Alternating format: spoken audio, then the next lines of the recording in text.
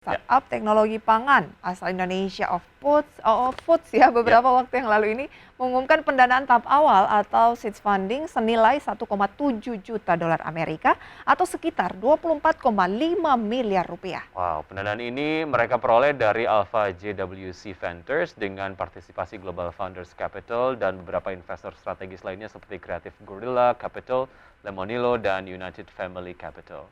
Didirikan pada tahun 2021, Off-Foods menargetkan diri menjadi produsen protein nabati atau protein alternatif terbaik dan terbesar di Indonesia dan di dunia, serta memberikan kontribusi signifikan pada keberlanjutan lingkungan melalui produk-produknya. Of-Foods meluncurkan produknya yang bernama Off-Meat, sebuah pengganti daging ayam pada Agustus tahun lalu. Dan selain rasanya yang mirip daging ayam, Off-Meat mengandung kadar kolesterol yang lebih rendah. Kemudian protein tinggi, kadar lemak jenuh yang rendah, serta tinggi serat, mineral, vitamin, dan juga kandungan antioksidan. Dan menariknya, Off-Meat hadir dengan harga yang terjangkau, yaitu hanya setengah harga dari produk-produk alternatif daging serupa di pasaran. Wow, saya penasaran sih rasanya gimana. Oh, bisa nanti ya habis ini menghubungi narasumbernya dan langsung Oke, saja kita akan sapa ya. narasumber kita kali ini ada Mas Jameson Aliko selaku direktur dari Off Foods. Selamat pagi Mas James, Selamat pagi, Kak apa Prisa, Kak kabar? Wiki. Gimana kabarnya? Baik-baik. Kabar Kabar baik? yang luar biasa. Terima kasih udah join bersama kita pada pagi hari ini Terima kasih juga atas membahas waktunya. market protein nabati di Indonesia. Betul sekali. Sebelum kita membahas itu, kemarin kan baru mendapatkan pendanaan awal gitu ya. Sekarang update penggunaannya untuk apa saja Mas James? Ini kita lagi mau kepo nih ceritanya. Ya, memang saat ini kita menggunakan pendanaan ini untuk basically expansion untuk nationwide. Dan at the same time juga kita sedang ada R&D juga produk baru yang akan juga di industri kopi-kopi, karena kan kita di Indonesia suka minum kopi ya dan pakai susu juga. Jadi kita juga lagi fokus dalam launching susu nabati, susu plant based lah, I would say. Oke, tadi untuk ngomongin pendanaannya ini 1,7 juta dolar Amerika, sekitar 24,5 miliar rupiah ini langsung sekali apa ya? Sekali digelontorkan atau secara bertahap? bertahap? Sekarang langsung gelontor. Oke. Semua ya?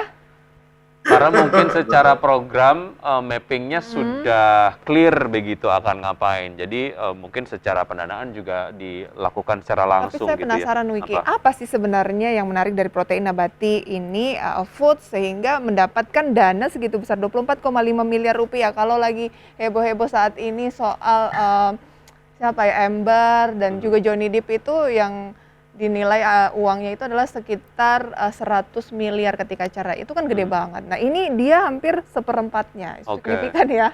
Cukup signifikan. Dan ini sebetulnya secara market mungkin dilihat menarik, makanya kemudian pendanaan juga dilakukan gitu ya oleh venture capital. Nah, secara market untuk protein nabati ataupun daging nabati di Indonesia sebenarnya apa sih? Ya, soalnya orang di Indonesia udah bosen ya makan tahu tempe doang. Oke, pengen ada varian Nah, lain. tapi itu cuma on the side joke of it.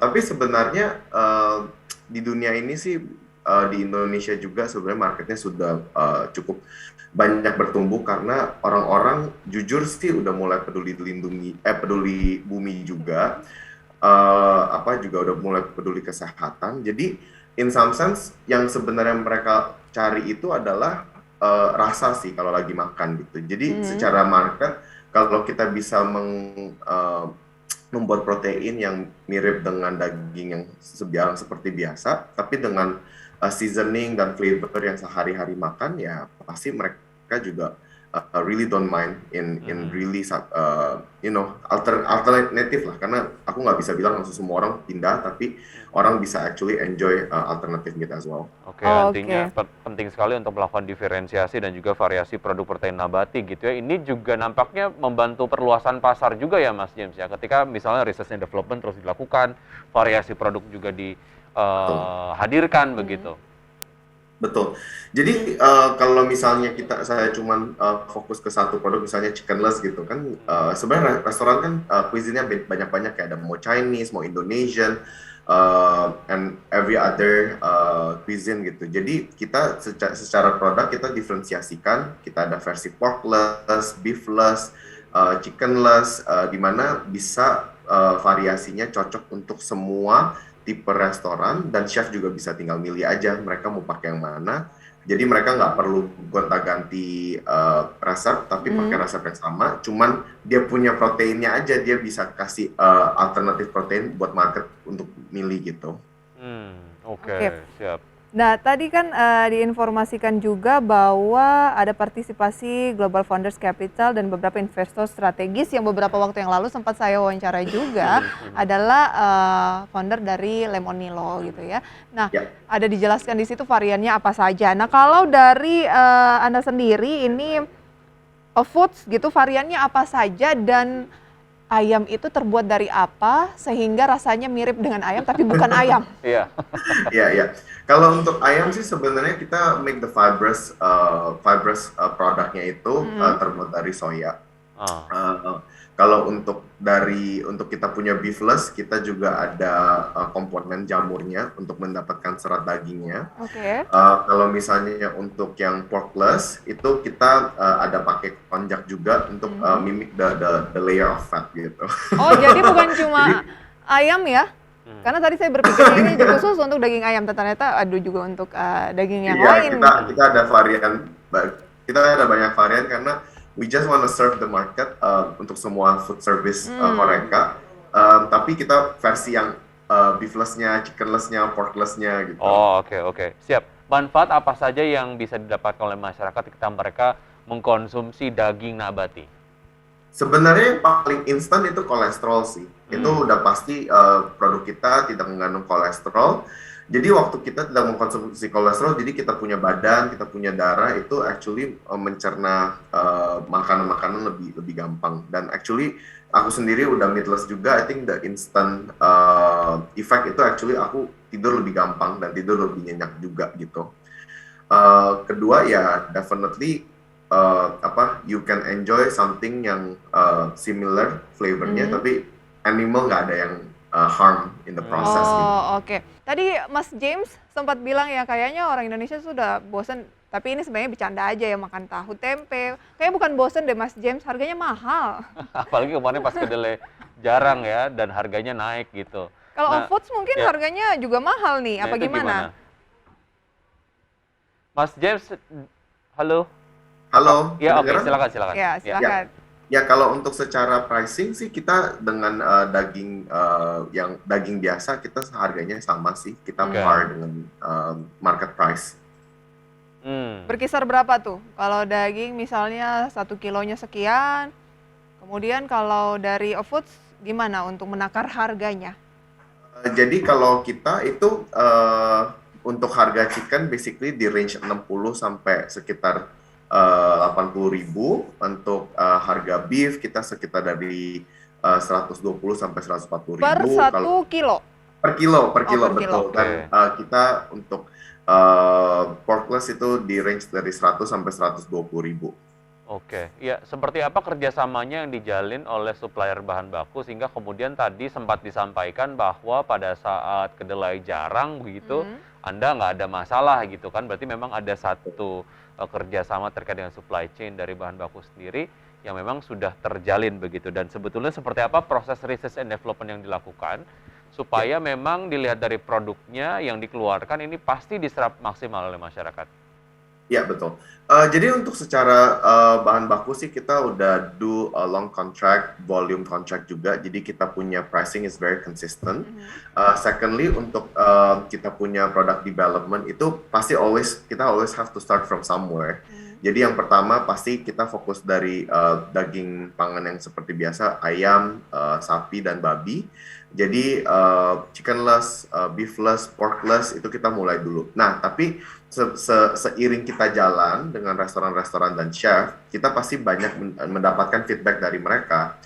Waktu kita dapat feedback dari mereka, mereka mau misalnya, oh Kak bisa nggak kalau misalnya bikin yang versi kayak katsu, bikin versi yang kayak lebih potongannya Jadi kita tailored to the needs of the market seperti itu. Oke, jadi ini apakah memang hanya bekerja sama dengan chef-chef khusus ataupun juga restoran? Karena melihat dari harganya tadi Wiki, berarti tidak bisa menjadi substitusi ketika harga daging lagi mahal. Tetapi memang tampaknya Foods ini lebih mengedepankan kepada sisi dari kesehatan, kemudian memang orang yang senangnya makannya yang nabati gitu.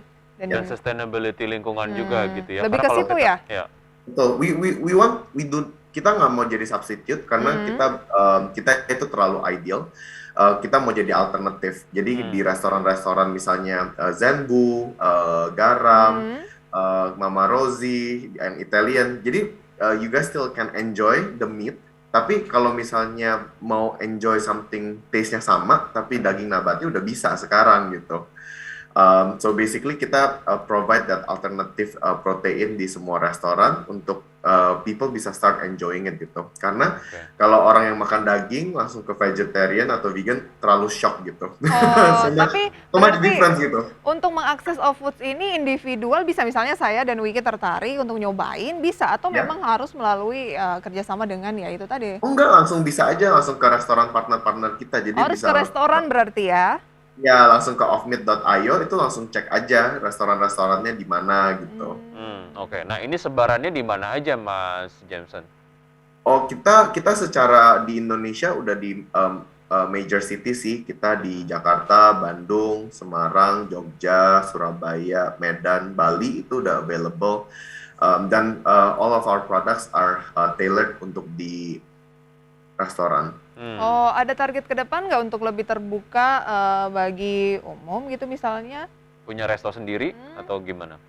Enggak, kita fokus ke food service. Kita fokus untuk membantuin restoran-restoran untuk mempunyai menu alternatif di menu mereka. Artinya sejauh ini baru B2B ya, belum B2C ya? Betul. Oke. Ya, apa yang dilakukan oleh Food sendiri untuk memastikan quality dari produk yang dihasilkan? Ya, jadi sebenarnya ada two parts sih. Satu, in the production side of things, kita ada QC in the factory, in production, making sure itu semua standarnya, dia punya pH-nya, dia punya, everything of the product itu stabil gitu, sampai di market. Nah, kedua itu kita ada QC orang makan keliling. Jadi basically kita punya QC team yang tiap hari muter semua klien kita. If there's anything yang bisa kita kasih feedback and improvement. Pekerjaan yang paling menarik kayaknya jadi orang yang suka nyicipin makanan ini, Wiki ya. Oke. Terakhir, target ke depan dari Anda seperti apa? Karena kan berbicara mengenai startup, pengennya sih nggak selalu dinanainya dari apa ya? Venture capital. Iya, pengennya sih ada profit tentunya. Nah, gimana tuh ke depan? Ya, at this moment our perusahaannya secara produknya we are actually doing very good. We have a very good healthy margin. At this moment untuk pendanaannya it's really for the growth. Jadi in terms of the business is very healthy. Jadi the pendanaan ini to be honest is to increase the number of sales and also juga kita kan ada mau ekspansi new product which is yang plant-based milk and then we are going to go national. Oke. Sukses selalu untuk Foods dan juga target-target yang memang sudah dicapai dan tentu saja ini akan memberikan kontribusi yang cukup maksimal lah ya terhadap keberlanjutan dan lingkungan, karena kalau kita makan banyak banget daging ternyata itu memberikan kontribusi terhadap gas rumah kaca begitu ya. Mas Jameson, terima kasih sudah bergabung. Saya selalu untuk Anda, sampai jumpa. Thank you for your Selamat time. pagi. Selamat pagi, thank you. Oke, tadi dia nyebutin merek-merek restorannya tuh saya jadi lapar, Wiki. Kebayang kan dagingnya di dalam kuah yang panas, pedas. Oke, baiklah. Habis ini mungkin kita akan nyari kira-kira restoran apa aja yang menggunakan daging-daging yang disuplai oleh Foods. Kita closing dulu kalau gitu ya, pemirsa. Sudah 60 menit kami menemani Anda dalam Power Breakfast. Ya, semoga pembahasan hari ini dapat menjadi referensi dan sumber informasi untuk Anda. Tetap perbarui informasi Anda hanya di IDX Channel, your trustworthy economic business and capital market channel. Dan See you in the morning. Makan.